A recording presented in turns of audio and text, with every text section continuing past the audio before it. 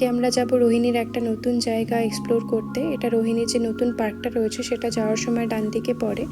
নাম হলো white orchid resort and restaurant. এই হলো তার এন্ট্রান্স। পার্কিং স্পেস রয়েছে প্রচুর। তো এই চলে যাব আমরা রেস্টুরেন্টের দিকে। ওদের অনেক বসার জায়গা রয়েছে, সঙ্গে রয়েছে রুমস থাকার জন্য।